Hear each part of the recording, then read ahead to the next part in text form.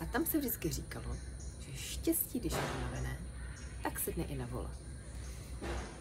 Nevím, jestli jsem si to měla brát nějak osobně, nebo co přesně to znamená. Každopádně vím, že štěstí je velká věda. Vědci ho začali zkoumat a já jsem absolvovala onlineový kurz na štěstí, pořádaný Americkou univerzitou Yale. A co jsem se dozvěděla? Dozvěděla jsem se, že štěstí není jenom pro pár vyvolených, ale že šťastný může být každý. A že každý štěstí svého strůjce. To věděli už i naše babičky bez jakýchkoliv kurzů.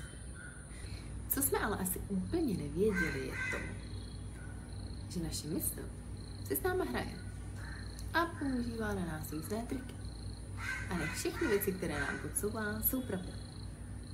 Jako například to, že budeme šťastní, až dosáhneme určité pozice v naší práci. Nebo až si koupíme ten byt a pořádně ho vytuníme.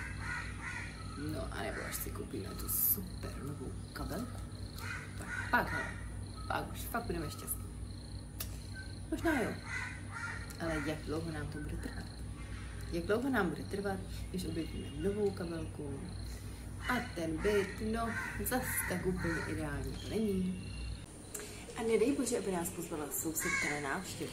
Tyjo, teď uvidíme všechny ty vychytávky v kuchyni. Bez toho už nevařím. To už prostě nejde.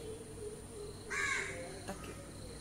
Nedávno jsem potkala přítelkyni svého bývalého přítele. Ta měla novou kabelku. Tyjo, takovou jsem chtěla.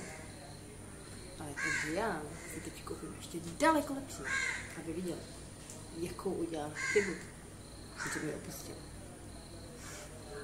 Tak přesně tyhle ty triky na nás neustále hraje naše mysl.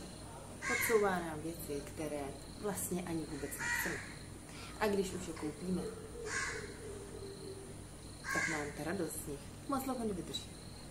Začneme je posuzovat, jednak se na ně zvykneme a pak začneme posuzovat, co mají ostatní. A začneme to chtít taky. Takže buďte šťastní s tím, co máte, a běžte se projít do přírody. Sobota, co jiného tak dělat. Pěkný den.